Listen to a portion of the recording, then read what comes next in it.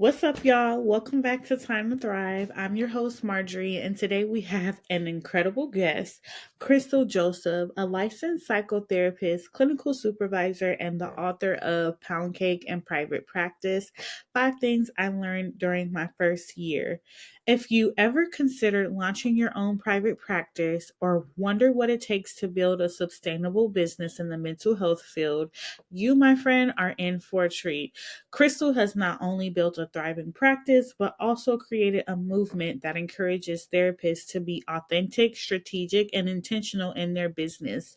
Today, she's here to share the lessons she's learned, the struggles she's overcome, and the wisdom she wants to pass on to those looking to take that leap into private practice.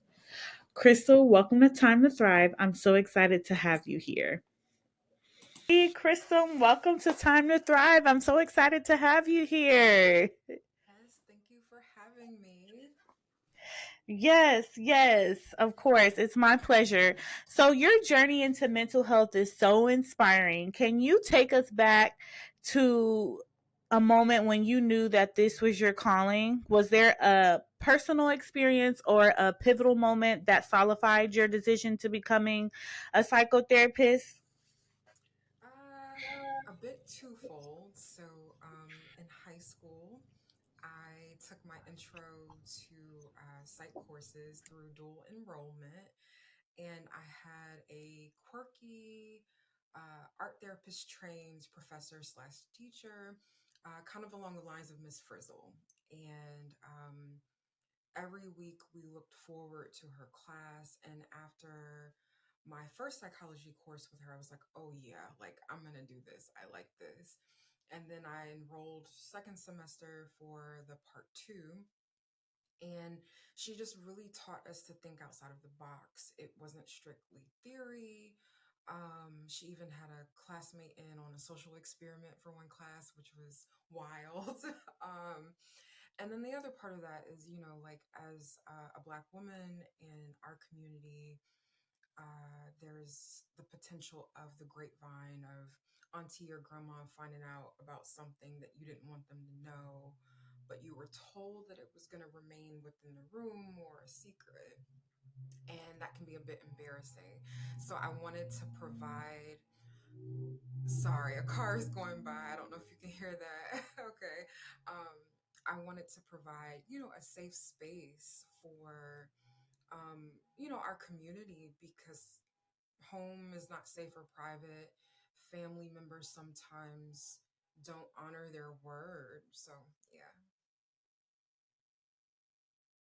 And I love that you knew that you wanted to provide a safe place because in the Black community it's normalized sweeping things up under the rug. And it's like some things that happen in the Black community, like let's just talk about it, molestation, um not even molestation, but the Black community tends to fat shame a lot. Or if you're dealing with a mental illness, you we were taught to pray it away without receiving the proper tools. So I think it's amazing that you provided that safe place because a lot of people were suffering in silence and are still suffering in silence because of the traditional ways that we've been taught. Yeah, absolutely.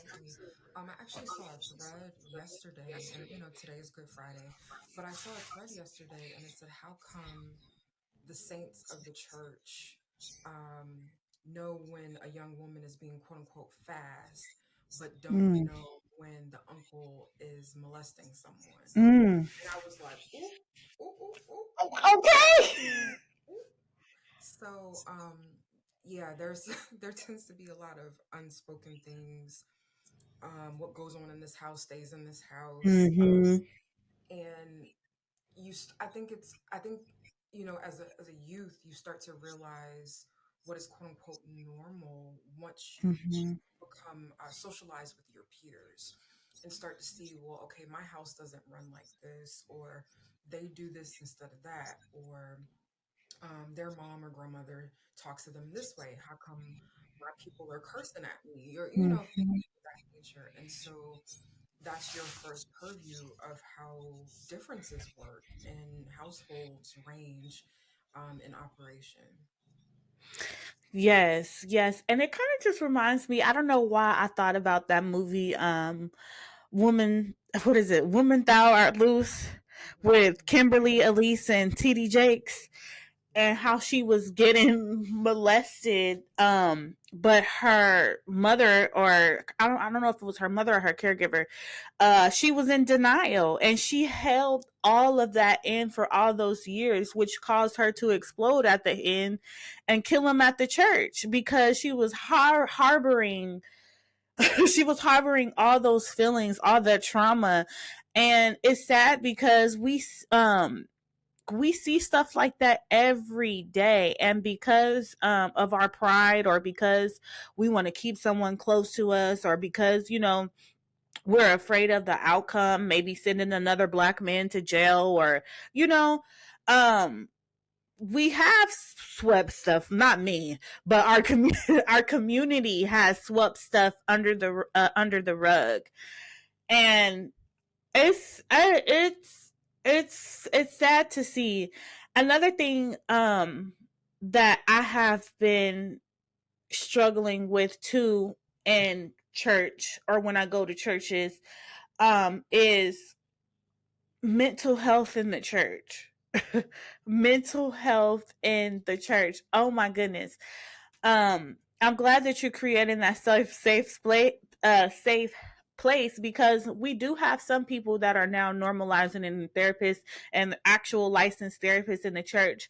But those traditional, no shade to grandma, but those traditional Baptist churches, if you having an anxiety attack or a panic attack, or you've been diagnosed with schizophrenic or bipolar disorder or postpartum depression, you're automatically labeled as demonic.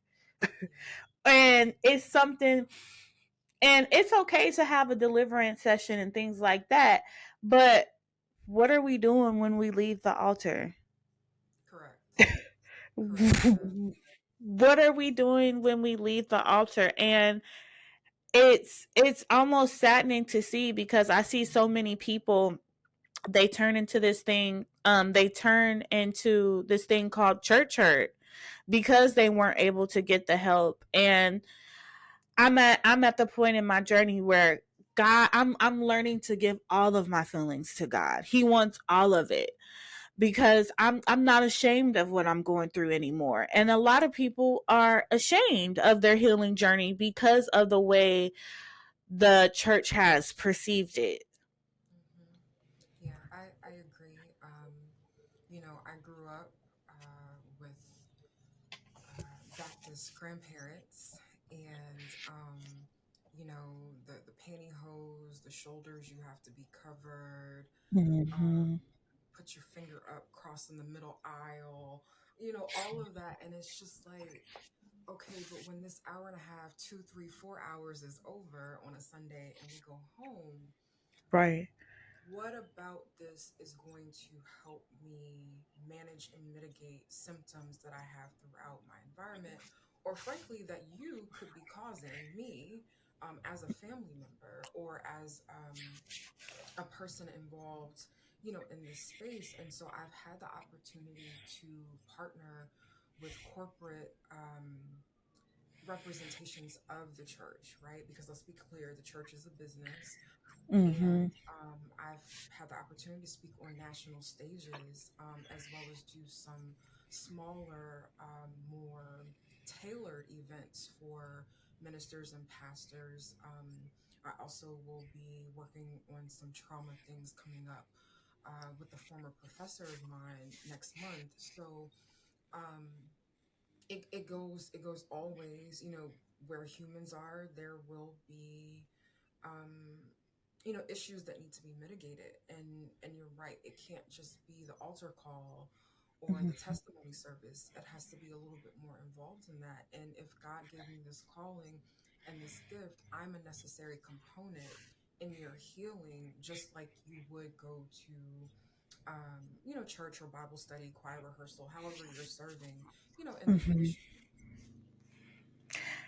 I love that. I love that. And I love that you have the opportunity to impact more people, like national people, because this is a thing that needs to be discussed.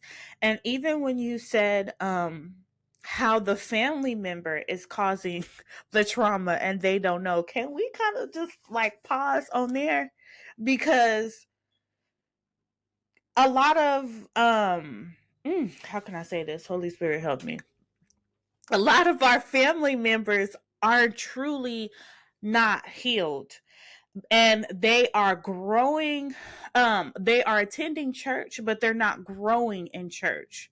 You know what I mean? So as far as grandma, auntie, cousin, sister, da da da da da, they think because they can quote scripture like clockwork and get behind a pulpit and, speak scripture, they're not allowing their heart to be transformed. And because you're not allowing your heart to be transformed and you don't have the tools for your heart to be transformed, like the healing tools, going to a therapist, journaling, doing all the things that we need to do, you're causing the environment and the people around you um detrimental to their mental state, and then it turns into almost a generational curse moving through the bloodline. And I think it's where I grew up, my elders, they often say, well, I said what I said, and this is my business, and you don't come to me, you stay in a child's place. When we want to speak up and tell them and use our boundaries and tell them how they're making us feel, um because we were taught to stay in a child's place, we're not allowed to do that. So now we have to suffer silently because you're not doing the work. Instead, you're going to church, and I mean, praise dancing and praise worship, and that's fine, but you're not setting the standard to do the work. So then when I start to have children or I start to grow up, the cycle starts all over again. Hmm. No, that's real. Okay, so you better quote Romans 12 and 2. And be ye transformed by the renewing of your mind, that you may prove what is Mhm. that good and acceptable and perfect will of God for those who are not familiar. And so that's something that I learned as a 9, 10, 11 year old. I can't remember, from my home church. Shout out to C3 Hampton and 757. And as a psychotherapist, as a clinical supervisor, as someone who sits with our community and our people, but also as a woman who is a sister, a daughter, a great granddaughter, a granddaughter, a niece, I'm watching these things traverse generations, as you've discussed. And it's I will say it's difficult to see, right? Because clinically and professionally, I know what it is. I can call a thing, right? But as that family member, it returns you to that place of keeping the place of a child, or deference, or not jumping chain of command. And it's like, at what point can I just say what needs to be said? I'm thinking about like Paul and Timothy, but just, even though you're young, people recognizing that you still have something to offer or a gem to drop. And so there have been times where I've jumped chain, and there have been times where I've just said what was on my mind, and I just braced myself for the fallout. Because at what point is it going to end? It has to stop, and it's going to stop with me. But we also operate in family systems and communities. So you have to model the behavior, and sometimes you just have to say what needs to be said. I love that. Say what needs to be said. Say what needs to be said. I love that. And so, kind of getting into your book, I got my copy right here. Y'all go get your copy because it's good. Your book highlights 5 key lessons from your first year in private practice. Out of all of them, which one shook you the most, whether it was emotionally, mentally, or even financially? And how did it change you as a therapist and a business owner? Oh gosh, that's a loaded and a difficult question, because I think it's one of those things where you don't know what you don't know. So Hmm. the chapter about questions, there are no stupid questions except the ones that you don't ask. And even still, sometimes you have to understand how to ask the correct question or phrase it in a certain way. So as a therapist, I've definitely learned that over the years. I can ask you what color is the sky, and you say purple. But if I said, what shade of blue is the color of the sky, then I kind of entrap you to answer a particular tier of question. And so Hmm. I've learned over the years to really put pride aside, be okay with not knowing, be okay with uh, telling people I don't know, taking the time to step away and find the answer, but also asking the correct questions because I could ask a question and it still not get the answer that I really need to maneuver. And then I end up operating off of quote unquote bad information or information that is not productive to what I need it to be. And so I think that is something that I've grappled with probably the past 9 years. And it's something that doesn't really get old. There's a couple of other comments in the book about humanity. I think the last chapter is very important in these times after having gone through COVID, the pandemic, and then currently with some business shifts and current legislative administrative changes. So recognizing the humanity and being able to step away and take care of yourself. I take care of so many people on a day-to-day basis, including those that I supervise. And so last year I really had to slow down. Like I really had to slow down. So yeah. And I just want to say, I admire how you can still hold space for others all that time and recognize, I need to be poured into, I need to fill my cup, I need to be taken care of because ultimately, um, we don't want to give people our fumes. And it's not a lot of people um recognize that or have those boundaries for themselves. So that's awesome. That is awesome. I love that.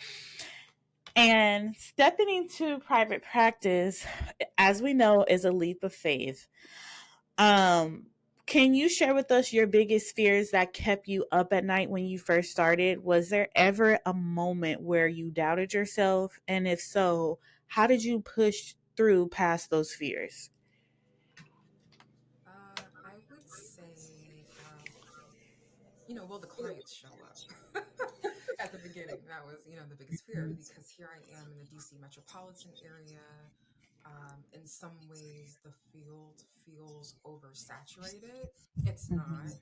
But when you're around Black excellence, Black brilliance, Black greatness, it's like, oh, everybody's doing this and doing it well. And how do I fit in? And so I really had to work toward um, differentiating myself, right? So I had a, was I in grad school or internship? I may have been in ending, yeah, I was in grad school. I was ending my internship, looking for residency, and I kept waking up at 3, 4 in the morning. Mm. And God typically speaks to me in my dreams or when I'm trying to sleep because I don't play about my sleep. Okay. I And don't either. I'm like, please, please do not bother me. And every night for like a week, 3 a.m., 4 a.m. And not one of those cute wake ups where it's like, oh, let me pee and go back to bed. It was one of those like you're just up. And I was like, what is going on? And Yeah. so I have been grappling and praying about next steps and getting turned down for these good government and these local county jobs to be a therapist. And I was like, I don't know what Mhm. to do. I don't know what's next. And so on the last night, I went downstairs, got a tablet, a piece of paper out and, started like drawing. And so I ended Mm. up sketching what you all see as my logo for the practice. And I was like, okay, I grew up on Nickelodeon and some other things. I want this type of orange and I want a blue, but I don't want it to be like a federal blue or a banking blue. I want it to be, a little bit more creative. So I Right. decided on cyan. And the color psychology behind cyan is that it doesn't have red in it.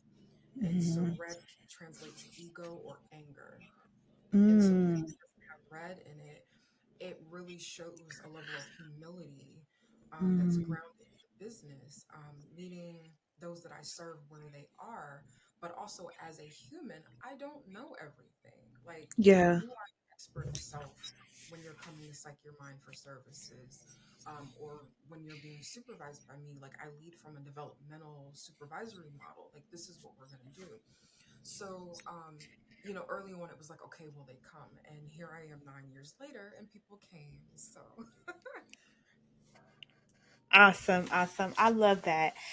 And not everyone wakes up at 3 and 4 in the morning and know that God is speaking through them. So I love that. Thank you for sharing how God was downloading before, before you walked into your promised land.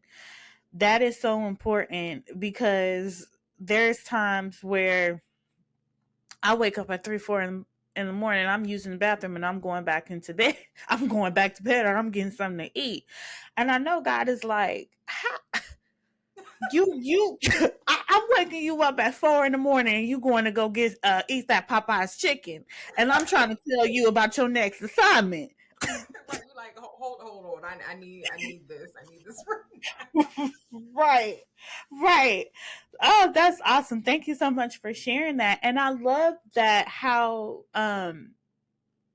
at 3 or 4 o'clock in the morning he gave you that vision and he was faithful to it. Even when you have those doubts or insecurities of will the client shows up, it's like he's like, just trust me, I got you. As long as you're willing to do my assignment, I'll do the rest. Oh, I love that. That just gave me chills. That's awesome. And I know so many therapists, they feel trapped between security and passion. Like you said, will this client show up? Because even though they're passionate about it, they still need a steady paycheck. And, even though they're having the dream of owning their own practice, they still need the finances behind it. So if someone is listening and they're battling this fear of instability, what would you say to them from that place where you were unsure about the clients and speaking from where you are now? Yes, that is a great question. Every year of business brings its own Goliath, if you will. So I would definitely suggest never use what you have, right? Like, he used the pebbles, made them smooth, but they might seem small, but use what you have. And there's potential in that, right? So to give you some perspective, my great grandmother, who is mentioned in the book, Yes. she's no longer with us, but Mhm. she gave me my printer. My mother gave me the silk drapes I had in my first office because there was like very tall, high windows, and I needed to block out some sun and privacy. I love the thrift store. That's where you'll find me on the weekends. So, just having an eye, Pinterest is your friend, but also relationship, right? Relationship carries you so far. So you may not have the ability to walk into a bank and request a line of credit of $50,000, but who in your circle, and not just family, who in your circle can barter with you for services? So maybe your Mhm. tax accountant, you all went to school together and you pay a reduced rate because of referrals that you provide them. Maybe you need to get your local library card so that you can start pulling books on business and private practice if you can't afford to buy and keep the books. For furniture, I have a brick and mortar. Some people are virtual, but like, where can you go? Is there another therapist that's subleasing so that you don't have any upfront costs initially? And so I would say, like, relationships and your resources, use what you have, because the potential is always there, no matter how small. The velocity, the speed, and the angle is what is going to launch you into the point of tackling whatever that fear is, or whatever, that Goliath is. Now, as I've grown in business, those Goliaths have gotten a little bit bigger, a little bit more aggressive. And I don't say that to scare people, but there are things that are extremely out of my control. And that's when I really have to go back to, you know, God gave me this vision. This is basically God's business. How am I going to show up and operate to the best of my ability? um, and I've never been left behind before, so let's figure it out. But also, faith without works is dead, right? So it doesn't mean I can just rest on my laurels and, oh yeah, I got this and I sold this many books and I'm peachy keen and I'm good. And it's like, no, Crystal, you have to get up and still work, even when you don't feel like it, even when you're scared, even when you don't have the answers. You gotta find the answers, or find people who got them. So I love that. And I love that you said faith without works is dead. Because I know a lot of people are visionaries. They like to dream. Um, they teach us you all you need is a mustard seed of faith. Um, but you got to put the work in too. You got to put the work in too. You got to show up, and that's not always easy when you can't see. Um, when you can't see in the natural realm what it's looking like. Um, but I guess just like holding on to those promises, anchoring yourself in God's word, and showing up. So, because they work together.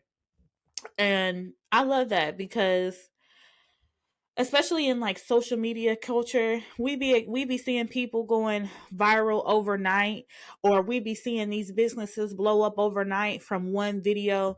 And then I recently found myself in a state like, okay, I need to go viral overnight, I need to do this overnight. And it's discouraging when you putting out the content, when you're doing this and you're doing that, and nothing, you're not seeing anything.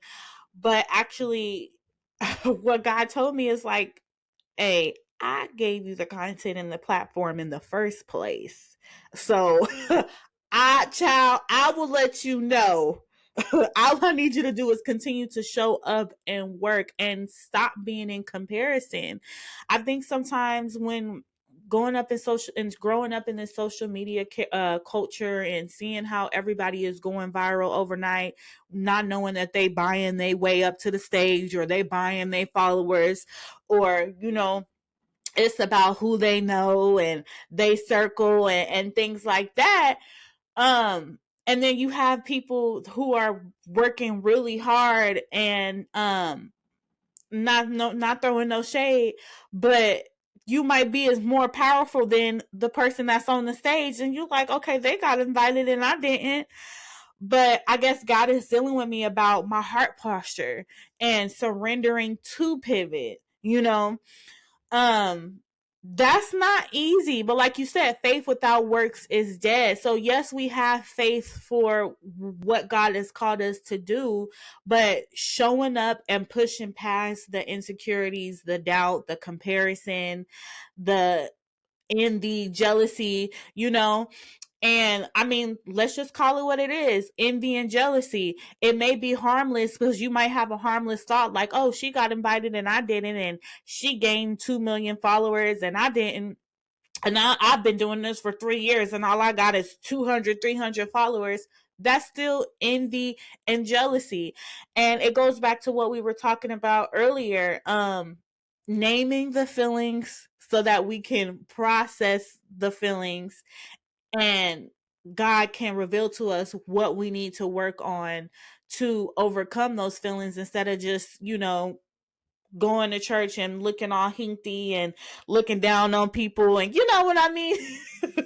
So I love that. Faith without works is dead. I love that. No, that I think that's true. I'm an older millennial, and so I'm between the dial-up rotary phone and now what we got going on mid pre Jetsons with Chat GPT and other things, right? And Hmm. so um, I saw something, and I want to put this into perspective for your listeners and just what you brought up. um Virality is cool, I guess. I don't know. um but I think about it like this: I love to host. I'm from the South. I'm actually preparing for Easter dinner. I got my little napkin folds going on downstairs. And so sometimes you'll have unexpected guests, right? And grandma and somebody always pulled out the chair, the card table, and you just did what you had to do, especially for like a backyard situation. But for the most part, you were within your realm of handling the hosting in your home. You didn't have like two, three, 400 people showing up to your house for dinner or for the cookout. I look at it like this: anything you post on YouTube, Instagram, the clock app, whatever, whether it's one person, five people, or 500, or the 5,000, what can you manage? What can you handle, right? So the five people showing up to your actual home, you can handle those extras because your house is yay big or whatever. But if 5,000 people showed up to your home unannounced, it's like, ooh, this is a lot, but oh my gosh, I'm overwhelmed. Now, of course, there's proportionality with regards to what your follower count looks like, and then what the algorithm is pushing, because there's that. I call him Mr. Owl or Big Owl, because that's a force that we have to reckon with. And so I know we've heard about the gentleman. I can't think of his name, but he was posting on YouTube, and he would only have like 6 views or so of some of his videos. Well, one of those 6 was Oprah. And at a certain point, he got sponsored to do some other things by her corporation. And so it's like, you also never know who's watching, right? Because I have people who have supported Psych Your Mind and Pound Cake and Private Practice for years, and they rarely double tap something. But they're a follower, they see it, they take it all in, they might hop in my DMs, they might text me. But those are the people who send me the speaker applications. Those are the people who send me the soft handoff clients who stay with me and pay my private pay rate. Those are the people who are willing to sponsor and back a documentary. Those are those people. So the extra 4,999 people that are double tapping, I appreciate y'all. Thank you for liking my work, and maybe, we can support each other otherwise. But you just never know. You never know who's watching. So don't get down and in your feelings about it. Because you're right. You don't know who brought themselves to the stage, or who knows who, and it's all in who you know in, in some cases. So it is what it is. Yeah. I love that. And thank you for that perspective, because sometimes we just need a perspective shift. So I love that. Thank you so much for that perspective. And when we talk about authenticity being the foundation of a strong private practice, I think that ties into this question. Um, in a world full of perfect branding and polished social media, how do you stay true to them, true to yourself? Like you said, you still building your practice, you still doing what God told you to do, even when you were like, everybody's doing it, and they're doing it so well, and I have to find my way to differentiate myself. How do you stay grounded in that authenticity? Um. Oh, how do I say it? A little bit of curating, right? So currently in 2025, I've stepped back from a previous goal of posting every day. Uh, for Psych Your Mind, Instagram is actually more of a visibility funnel. I don't have high conversions to the practice, whether it's asking me to speak or clients, because 9 times out of 10, most of my followers are actually colleagues. They're not prospective clients. So you kind of got to look at your analytics and your data to know why you're putting out what you're putting out. So I said, okay, how can I use this energy to put my head down and focus on some other things, right? Like put in some work, right? So once I returned to work at the top of January, I started going ham on like networking events, in person, scheduling meetings. I think in February I did 12 to 14 networking meetings, and that's the shortest month, right? And I'm an introvert. And so I think I had to remain authentic to who I am. You hear about code switching and how people talk, or code switching and masking. Unfortunately, are interchanged incorrectly, and they're two very different things from a sociological standpoint. But I really had to get to a point where it's like my hair might have a flyaway. I might have lint on my shirt. I don't have on any makeup today, right? Like, because I've been running around doing stuff in the house. And at a certain point, it just gets to like, my people will find me. Those who appreciate it will appreciate it. Yes, I woke up like this, but after, some gua sha and some Korean skincare and, a little bit of oil sheen, right? Like, I mean, and it is what it is. Now, granted, I think everyone should work on themselves and take pride in themselves. Don't be posted up, looking all types of interesting, have grandma rolling over in the grave, right? But it comes to a point where I tell those that I supervise, like there's keynote professional, top of the line. You see me in my 4-inch heels, the diamonds and pearls, full face, whatever. But then you have me at home, right? I'm in chill mode. I'm comfortable. And I think to me, that's when you get the best version of Crystal. I mean, keynote's cool, but I'm on a time frame and I'm being paid to do it. And I've been asked to talk about these nuances or these pain points. Whereas at home, it's just me. You just get me. And so I try to create a blend of the two experiences from a branding standpoint. Um, there is some complexity with the comic based logo, if you will, based on me being a millennial, but also offering a level of concierge, high quality type services in the practice. And so I don't want people to be confused because everything is not black, navy, and cream and this clean aesthetic that you won't get that.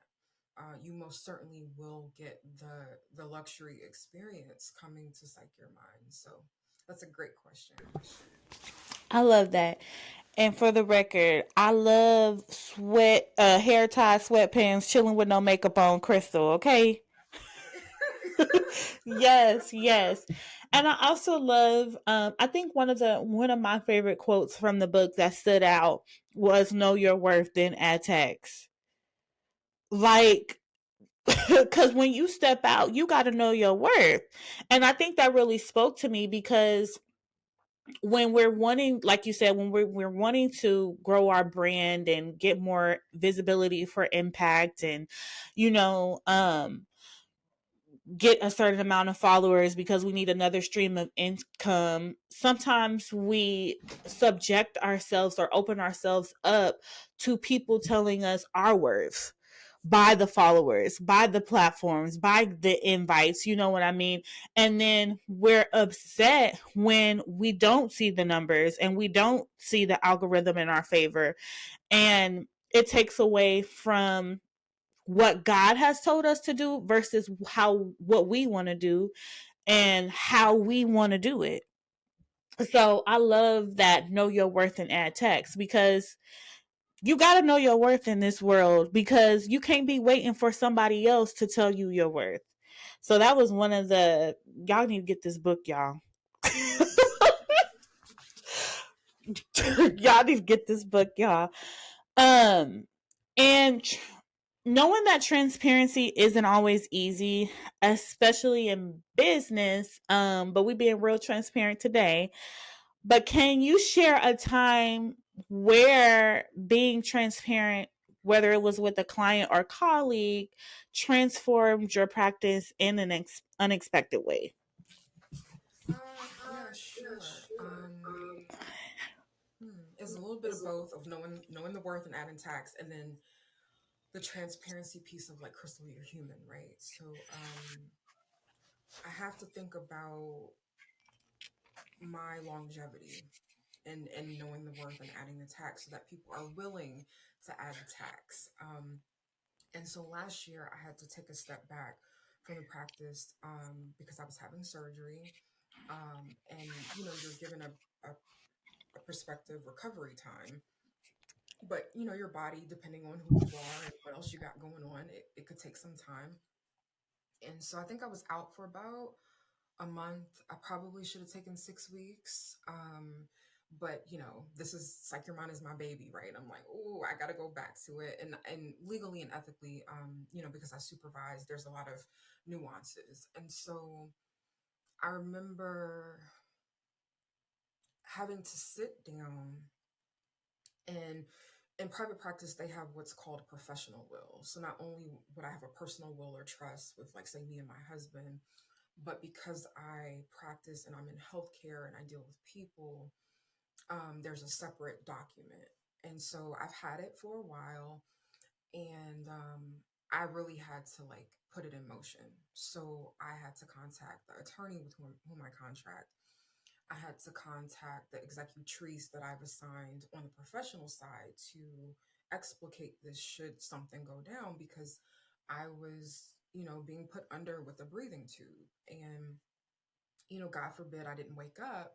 What does this look like for my family? What does this look like for um, those that I serve? And what does this look like for those that I supervise? And um,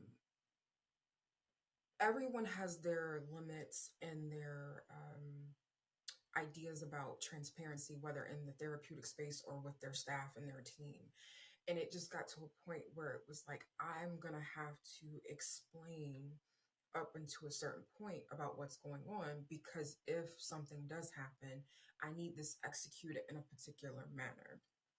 And so I had a mandatory all hands on deck meeting um, that also included two colleagues who covered for my practice clinically to supervise while I was gone. I had reached out to, got the A-OK from my attorney, and notified the executrice, who actually was a former office manager of mine. And the reason I picked her is because she knows how to maneuver through my EHR. She knows how to properly notify clients with sensitive subject matter. And then of course my husband is put on notice as well. And so I remember before being wheeled off, they were already pushing the anesthesia. I handed my husband like a folder that had like it's and excuse my language, but it's like the oh shit folder. Like, it's like, okay, if something goes down, this is, and I this is what, I know it's gonna be hard, but this is what you have to do. And so he didn't like receiving that, and I don't think any of us would, right, as humans who love and who have families. But I think that's a point in which I had to be transparent, and it transforms the professional modeling of behavior, and it made my team and supervisees and colleagues realize that, gosh, she's human first, and we really respect the work that she does. For my clients, I prolonged telling them, because I do support those on the cancer continuum and in immunocompromised bodies. And so I didn't want to make my health, I didn't want to center my health in the middle of their session. So I waited as long as I could to tell them. And they were hot with me. They were so upset. They were like, how come you didn't tell us, XYZ? And it's just like, well, you have stage 4 cancer and you're getting ready to have a scan, and you have anxiety. We call it scan anxiety about your scan. I'm not gonna derail that because I'm going into surgery and I'm going under an XYZ. So it was a lesson for me in communication, logistics as well, right? But I was happy to wake up when I was supposed to wake up. Throat was a little sore from the breathing tube. And I was happy to have the time and space to heal. We had meal trains. I got to see family and friends. It was nice, but it was just really a wake up call to be like, okay, this is how you can run a business but still take care of yourself. and put in systems, mechanisms, and people so that the business can run while you're out, because we're more fragile than we think we are. And I know we push, we push, we push, we push, but it's like something's got to give. And I have to say, like, as a Black woman, a Black entrepreneur, put the systems in place. Yeah, it might be hella expensive, but put the systems in place because you need the infrastructure to work on your behalf and automate and do certain things when you step away. And it does take time, and I'm nowhere near where I would like to be, because it takes time and money. But it's something that is truly necessary. And I love that how you said you emphasize on putting the systems in place because sometimes we feel like we're stronger than we think we are. And I think that speaks to a lot, not just even in business, but as Black women, we tend to take on so much because we have been glorified in some way for our strength. Like that has become our superpower. That has become our superpower, and not by choice. I mean, I feel like society and community kind of gives us the cape as a reward, and sometimes I sometimes we don't want to be rewarded for our strength all of the time, because then what happens is I was having this conversation, I can't remember with who, but we were talking about how Black women set ourselves up for suicide over the years because we're taking on so much, and by the time my mom is, she's in her 50s, and she's having nervous breakdowns, and she's had to have extensive therapy, and she's now learning, and as she's unpacking with her therapist, she's learning that she's never had the chance to process her feelings because she's been in survival mode. And she was a single mom, she had two kids, and she had a bunch of other stuff that was going on. And it saddens me because I see it a lot in our Black community. I even see it with me having kids, how if we do everything, it's like we get this reward, but at the end of the day, at what cost? What cost is that reward? My health, my mental space. Let's normalize, like you're doing. I don't have the capacity to do this, and it's a luxury in saying no, and I'm gonna get somebody else to do it. I'm gonna Mhm. I'm, It ain't me. it ain't me. Normalize saying get somebody else to do it, because even though we're not seeing the effects now, the effects are long term. And if we're putting that it takes a toll on us over time, just because we're not seeing the effects of it immediately, once we get in a couple years in a couple years, once we finally get to sit down and relax, and we don't have as much mobility as we used to, then we're seeing all of the things that happen to us, and our body is forced to break down because we wouldn't sit down. Mm. Ooh, okay. That's real. And thank you for sharing that. Real life example. I think it's important in all aspects, right? Because you don't get a second chance, right? Like my great grandmother used to tell me, you get one pair of feet, take care of your feet, buy leather shoes. And I get it, there's privilege in that. But as I'm older now and have the ability to purchase my own shoes, leather all day, suede, the variations. But, there are some very cute shoes that I see, but my feet are going to be screaming. And to your point, cumulative effects of that, fast forward 20 years, what's the means to the end? Like, what am I doing Mhm. to myself to be cute, traipsing around DC, but I'm hurting my feet? And so likewise, Black women, we are the mule of the community, and we have absorbed the shock and absorbed the shock. Eventually, that shock is going to snap. The axle's going to crack, and it might Mhm. be too late, and it's irreparable. And so, I want to shout out. Dr. Raquel Martin. Yes, love her. Yes, love her down. And so I had the opportunity to be a co-facilitator for her Burn the Cape. To your point about caping, Mhm. Burn the Cape support group last fall. Cohort 2 is currently active as of this week. And so, listeners, if you would like to facilitate, if you're a licensed therapist, or if you would like to be a participant, please sign up, because the more that it's the demand and the sponsors, the more she'll be able to offer. And groups actually have turned into 90 minutes now instead of 60, because we learned that 60 minutes wasn't long enough. And I've met some wonderful women across the nation. It is a support group. And Mhm. I was just grateful to be in space and be in community with people who are trying to just not just put the cape down, not hide it.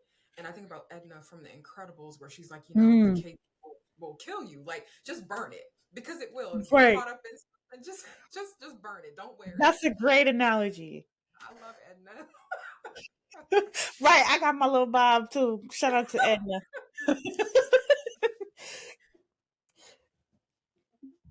I love that. I love that.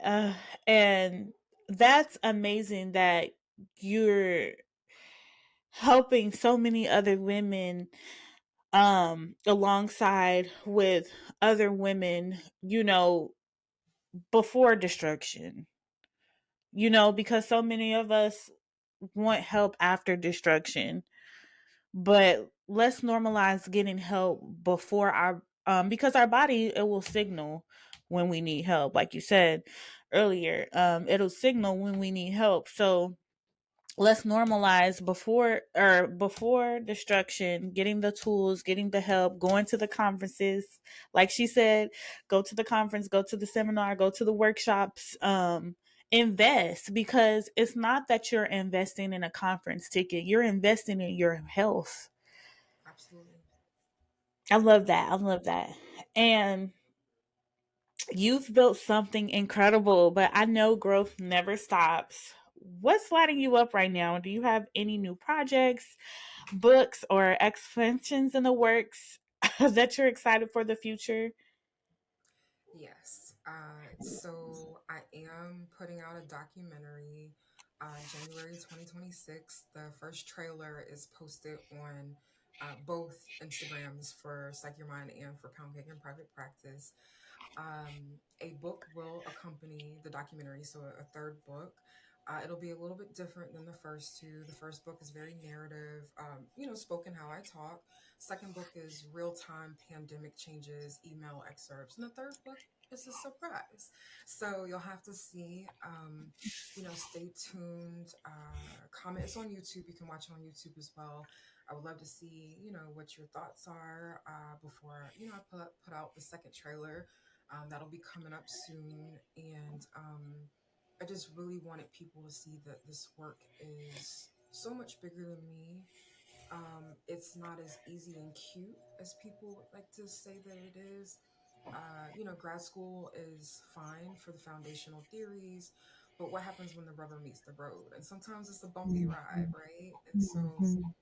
I want people to see the truth, that if you're taking up this mantle, you're taking up this calling, this is what it really looks like. And so one of the reasons I wrote the books was because I didn't see anyone who looked like me with books in the libraries or on Bookshop Mhm. or on Amazon. And it was just like, okay, let me just put this out here beyond a blog. I want this out in, the canon of literature. So that's what I have going on. I have some other projects I'm doing closely with, the former professor that I mentioned, and other graduate institutions as well. Some advisory council things. So I'm just happy that I'm seen.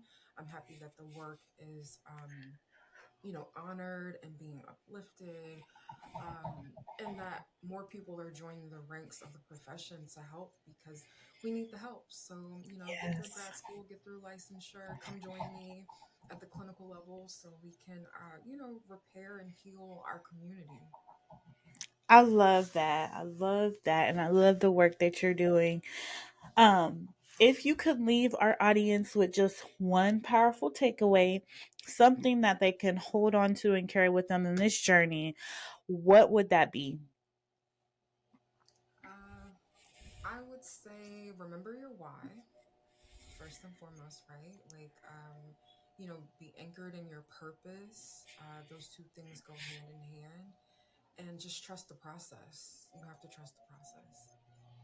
I love that. Trust the process. Alrighty, well, Crystal, this has been an amazing conversation. Your journey and insights are invaluable for so many therapists looking to step into private practice. I thank you so much for sharing your story, your wisdom, and your passion with us. And to all of our listeners, if you're thinking about starting your own private practice or just want a behind the scene look at what it takes, make sure to grab your copy of Pound Cake and Private Practice and follow Krista for more mentorship and guidance. And you can find her, I'll list her social media websites below.